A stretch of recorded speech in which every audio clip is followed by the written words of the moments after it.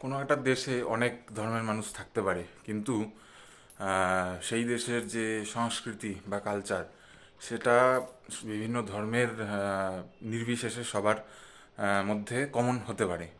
যেমন ভারতবর্ষে হিন্দু, মুসলিম, খ্রিস্টান, বৌদ্ধ বিভিন্ন ধরনের ধর্মের সহাবস্থান হলেও মেনলি যে ভারতবর্ষের কালচারটা, বৈদিক সভ্যতা বা হিন্দু ধর্ম রিলেটেড কালচার, বিভিন্ন ধর্ম এর মধ্যে থাকলেও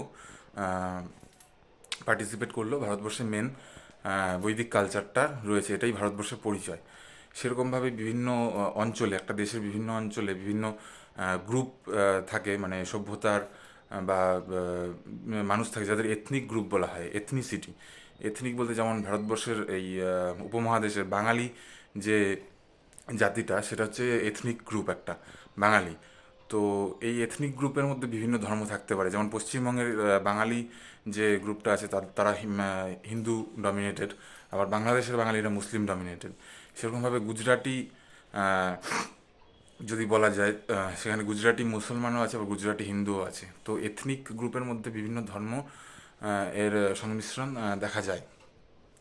তো এই বাঙালি এথনিক গ্রুপ সম্পর্কেই যেটা বলার, সেটা হচ্ছে বাঙালি পশ্চিমবঙ্গের বাঙালিদের যে কালচার, হিন্দু বাঙালিদের সেই কালচারের মধ্যে আজ বিভিন্ন সংমিশ্রণ হয়ে যাচ্ছে, এবং কালচারের আস্তে আস্তে ডিক্লাইন দেখা যাচ্ছে। পশ্চিমবঙ্গের হিন্দু বাঙালিরা, মানে যে ঐতিহাসিক যে বাঙালি, আহ, রবীন্দ্রনাথ বা বিদ্যাসাগর বা তারও আগের যে রামমোহন, উপেন্দ্র কিশোর, এই সময়কার বাঙালি আজ সেই বৈশিষ্ট্য হারাচ্ছে, এবং মৌলবাদ পূর্বপাড়ের থেকে ধর্মীয় উগ্রতা প্রবেশ করছে, এবং বাঙালির যে আইডেন্টিটি, হিন্দু বাঙালিদের আইডেন্টিটি, তারা কালীর ভক্ত, বৈষ্ণব, বিভিন্ন ধর্মের উপাসক।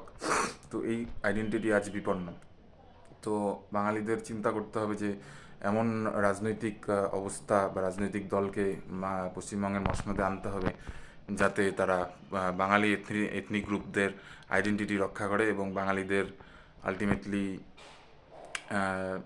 যে কালচার, বাঙালিদের যে সভ্যতা, বাঙালিদের যে খাওয়া দাওয়া, পোশাক পরিচ্ছদ ইত্যাদিকে রক্ষা করতে হেল্প করে, এবং ধর্মীয় উগ্রবাদ থেকে রক্ষা করে।